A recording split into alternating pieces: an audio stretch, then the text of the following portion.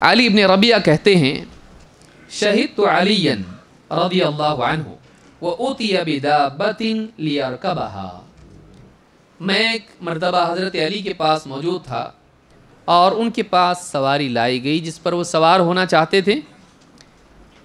سواری کے لیے ایک سواری لائی گئی۔ فلما وضع رجلہ فی الرکاب قال بسم اللہ، جب انہوں نے رکاب پر، جس پر پاؤں رکھ کے سواری پر چڑھتے ہیں، گھوڑے کی ہوتے ہیں نا، دونوں طرف ہوتا ہے، پاؤں رکھنے کی جگہ ہوتی ہے، رکاب بولتے ہیں اس کو، تو جب انہوں نے قدم اس پر رکاب میں رکھا تو کیا کہا؟ بسم اللہ۔ ثم قال فلما استوى على ظهرها قال الحمد للہ، جب اوپر چڑھ کے سواری پر ٹھیک سے بیٹھ گئے تو کہا الحمد للہ۔ ثم قال سبحان الذي سخر لنا هذا وما كنا له مقرنين وإنا إلى ربنا لمنقلبون، پھر اس کے بعد کہا پاک ہے وہ ذات جس نے اس سواری کو ہمارے لیے تابع کر دیا اور ہمارے بس میں تو تھا نہیں کہ اس کو ہم پابند بناتے، کنٹرول کرتے۔ وَإِنَّا إِلَىٰ رَبِّنَا لَمُنْقَلِبُونَ، اور ایک دن پلٹ کے ہم کو اپنے رب کے پاس جانا ہے۔ ثم قال الحمد للہ الحمد للہ الحمد للہ، ثم قال الحمد للہ 3 مرات، 3 مرتبہ الحمد للہ کہا۔ ثم قال اللہ اکبر 3 مرات، 3 مرتبہ اللہ اکبر کہا۔ پھر اس کے بعد کہا سبحانک انی ظلمت نفسی فاغفر لی فإنہ لا یغفر الذنوب الا انت، اس کے بعد کہا سبحانک انی ظلمت نفسی، اے اللہ تو پاک ہے، میں نے ہی اپنے اوپر ظلم کیا تھا، فاغفر لی، تو میری مغفرت فرما دے، فإنہ لا یغفر الذنوب الا انت، اس لیے کہ تیرے سوا کوئی ہے نہیں جو گناہوں کی مغفرت کرے، تو پاک ہے، تیری طرف سے کوئی ظلم نہیں ہے، غلطیاں ساری میری ہیں، تو جو برا میرے ساتھ ہو رہا وہ میری غلطی کی وجہ سے ہو رہا ہے، تیرے ظلم کی وجہ سے نہیں، تو ظلم نہیں کرتا ہے۔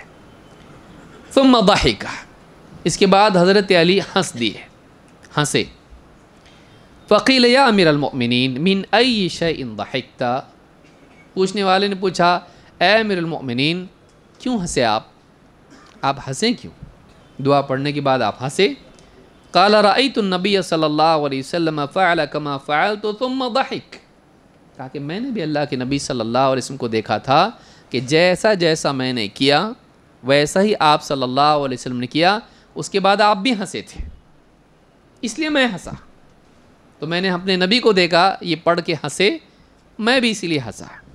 فقلت یا رسول اللہ من ای شیء ضحکت، میں نے بھی پوچھا جیسا تم نے مجھ کو پوچھا ویسے میں نے اللہ کے رسول صلی اللہ علیہ وسلم سے پوچھا تھا، اے اللہ کے رسول آپ ہنسے کیوں؟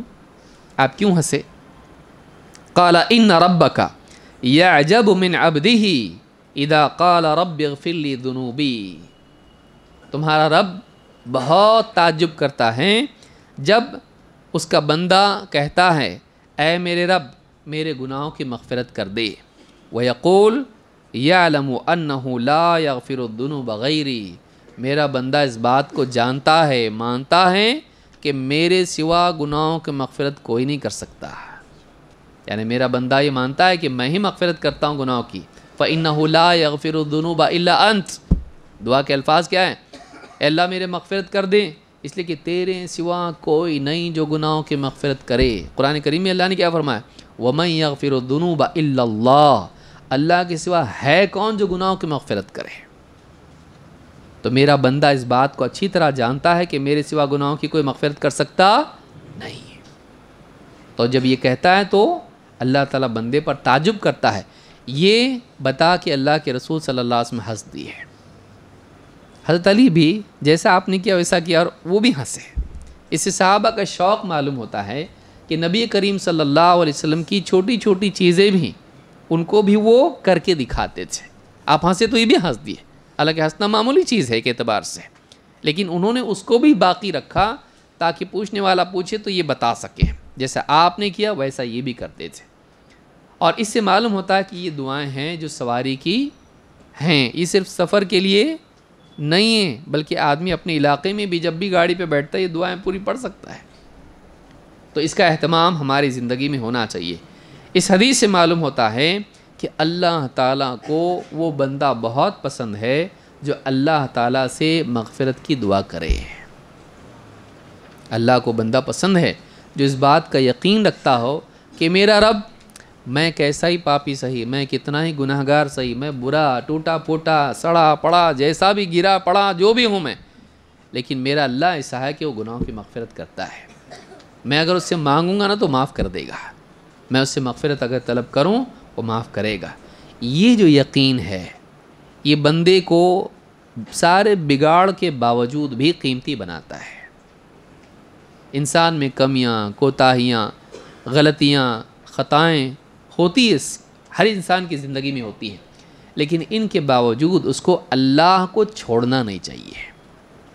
آپ یونس علیہ السلام کو دیکھیے، جب مچھلی کے پیٹ میں چلے گئے تو کیا بولیں؟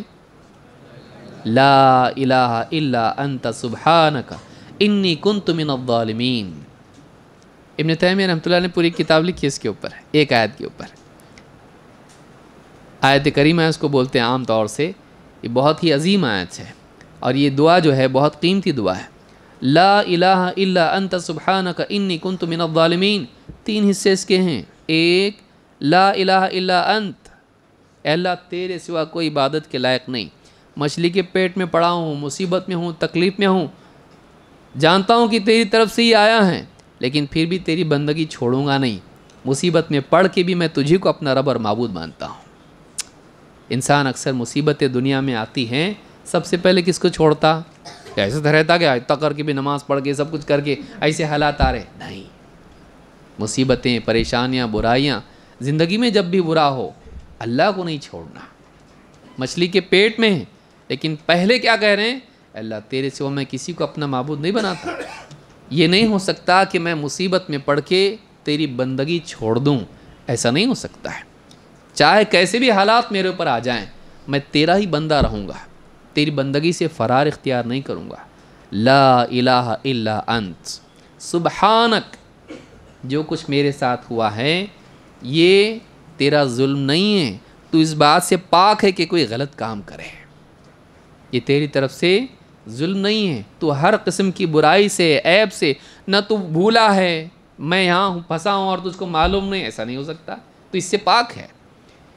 تو مجھ پر ظلم کریں، اس سے بھی پاک ہے. تو میری مدد نہیں کر سکتا، اس سے بھی تو پاک ہے. تو ہر عیب سے، کمی سے پاک ہے. اپنے حال کے لیے اللہ کو دوش نہیں دینا، اللہ کی شکایت نہیں کرنا، بلکہ اللہ تو سارے عیوب سے پاک ہے. پھر پرابلم کیوں آیا؟ انی کنت من الظالمین، میں ہی ظالموں میں سے ہوں. تو اپنے برے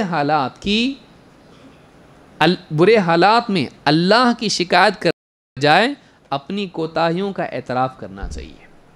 اس آیت میں سبق کیا ہے؟ برے حالات میں اللہ کی بندگی چھوڑنا نہیں، بلکہ اور اس کا اقرار اور اس پہ اصرار کرنا، ڈٹے رہنا اللہ کی بندگی پہ. اور اسی کے ساتھ ساتھ اللہ کی شکایت نہیں کرنا، اپنی کوتاہیوں کا اعتراف کر کے معافی مانگنا اللہ سے. پھر اللہ نے کیا کیا؟ یونس علیہ السلام کو مچھلی کے پیٹ سے نکالا. یہ وہ کلمات ہیں. اور اللہ کے نبی صلی اللہ علیہ وسلم نے فرمایا، جو بھی بندہ کسی مصیبت میں پھنسے، وہ ذنون کون؟ یونس علیہ السلام، مچھلی والے. ذنون ان کی جو دعا ہیں، جو بھی آدمی مصیبت میں وہ دعا پڑھے گا، اللہ تعالیٰ اس کو مصیبت سے نکالے گا. لیکن وہ کیفیات ہونا چاہیے، خالی ورد نہیں. 70,000 لوگوں کو جمع کر کے ہاں اخروٹ پہ پڑھ رہے ہیں. اندر سے نکلنا چاہیے، وہ اندر سے آنا چاہیے، وہ کیفیات ہونی چاہیے آدمی کو.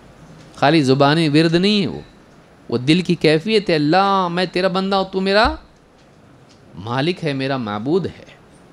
کچھ بھی ہو جائے میں تیرے سوا کسی اور کو معبود بنا نہیں سکتا، کسی اور کو پکار نہیں سکتا. لا الہ الا انت سبحانک، تو پاک ہے، ہر عیب سے پاک ہے. میں ظالم ہوں، میں نے غلطی کیا، میں نے اپنے خلاف ظلم کیا ہے، میں ذمہ دار ہوں، میں قصوروار ہوں. تو اپنی غلطیوں کا اعتراف، اللہ کی پاکی اور اللہ کی بندگی کا اعتراف، یہ 3 چیزیں اس میں ہیں. یہ انسان کو مصیبت سے نجات دلاتی ہے. تو اللہ کو بہت پسند ہے بندہ اپنی غلطی مانے، بندہ اپنی کوتاہیوں کا اعتراف کرے. یہ اللہ کے سامنے ہو تو اللہ کو بہت پسند ہے. اللہ تو تیرے سوا کوئی مغفرت کرنے والا نہیں، میں پاپی ہوں، میں گناہ گار ہوں. اللہ کو بہت پسند ہے یہ. اور انسان کا اپنی غلطیوں کا اللہ کے سامنے اعتراف کرنا اس کا بوجھ ہلکا کر دیتا ہے۔ جب آدمی واقعی اللہ سے گڑ گڑا کے اپنی گناہوں کی خطاؤں کی معافی مانگتا، ایک تو گناہ معاف ہوتا، دوسرا دل ہلکا ہوتا، کیونکہ گناہ دل کے اندر ایک قسم کا سفوکیشن پیدا کرتا ہے۔ گناہ سے کیا ہوتا ہے؟ دل پر دھبے پڑ جاتے ہیں، زنگ لگ جاتا ہے، اور گناہ کی وجہ سے انسان کو گھٹن محسوس ہوتی ہے۔ وَمَنْ أَعْرَضَ عَنْ ذِكْرِي فَإِنَّ لَهُ مَعِيشَةً ضَنْكًا، جو میری نصیحت سے اعراض کرے، میری طرف سے آئی ہوئی نصیحت سے اعراض کرے، اس کو نظر انداز کر کے جیے، فَإِنَّ لَهُ مَعِيشَةً ضَنْكًا، اس کے لیے دنیا میں تنگ زندگی ہے، اس کے لیے گھٹن ہے دنیا میں۔ اسی لیے دیکھیے گناہ انسان کو چین لینے نہیں دیتا۔ تو گناہ کا اعتراف، اللہ سے معافی، آدمی کا دل ہلکا ہو جاتا جب انسان اللہ کے آگے رو دھو کے اپنا گناہ معاف کراتا ہے۔ تو یہ بہت بڑی چیز ہے جس کو یاد رکھنا چاہیے، اور اللہ تعالیٰ سے اپنے گناہوں کی مغفرت کرانا چاہیے۔